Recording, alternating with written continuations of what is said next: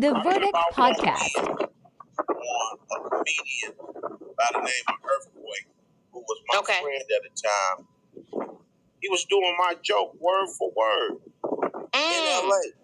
I just happened to walk in on a Monday to his spot, and I walked in on his whole set, and it was mine, and I couldn't believe it. So when I confronted him about it, he said, "Yeah, man, my fault, dog. My fault." And he never did it again. But everybody that was working with me at Coco's House of Comedy back in the day got a piece of what I would say my early stages of writing and wanting to be friends with people, and I let it ride. But you can't let it ride no more. You gotta let these people know, man, you owe me some money.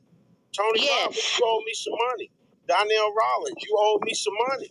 Yeah. Once you see them snatching your material, you can't be friends with them no more.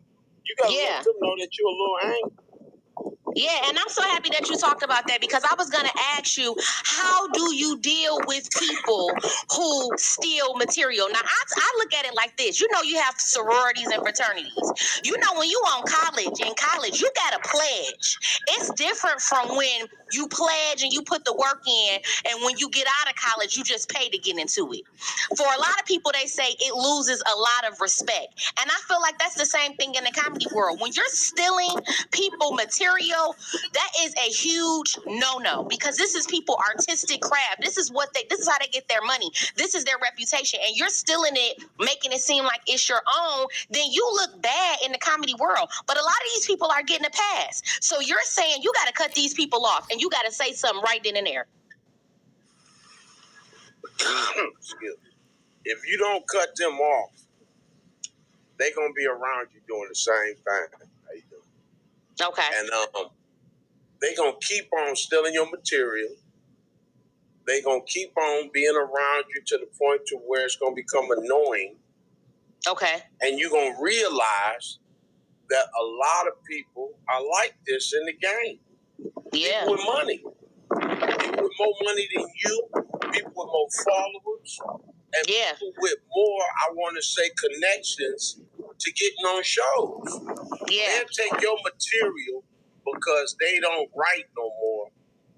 And all of a sudden, they on the big stage saying your stuff. And that's and now people think it's theirs. So do you still do it again or no? Or you just let them have it? Nah. You keep on doing your material. Okay. Kevin Hart told me that if somebody steal your joke, that means you did it too much. And I thought that was the worst information you can give me.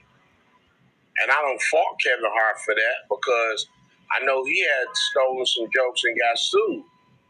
But when you talk about a person that's at his climate of this game, then you would think that he would pass down that bread so he can have the jokes freely. But some think that you just an old little comedy dude from wherever you from. I'm going to take his material, go back to LA, and then I'm good. Nah. I mean, you can't even fathom somebody that you a fan of and then they steal your jokes. That's just crazy to me. But it's going to happen. If you funny. If you ain't funny, they ain't going to steal nothing.